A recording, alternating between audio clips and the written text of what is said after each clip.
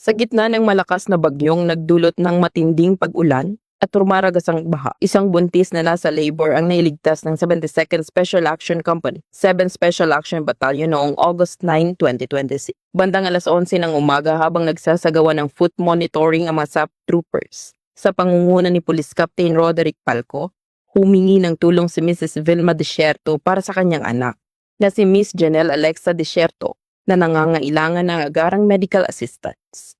Ngunit hindi na madaanan ang tulay mula sa Sitio San Jose papuntang Sitio Kaysakat dahil halos dibdib na ang lalim ng rumaragasang tubig.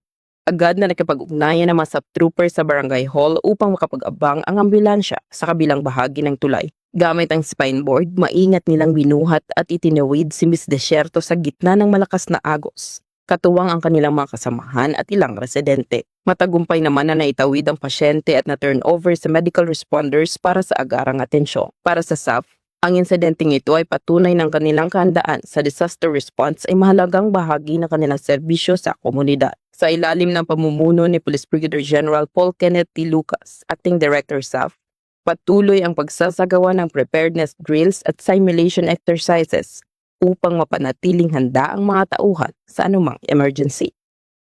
At mula dito sa headquarters sa Fort Santo Domingo, Santa Rosa City, Laguna, ako ang inyong PNN Correspondent Patrolwoman Sherilyn Calumpita, nagbabalita para sa Police News Network. At ito ang bagong PNP para sa bagong Pilipinas. Serbisyong mabilis, tapat at nararamdaman.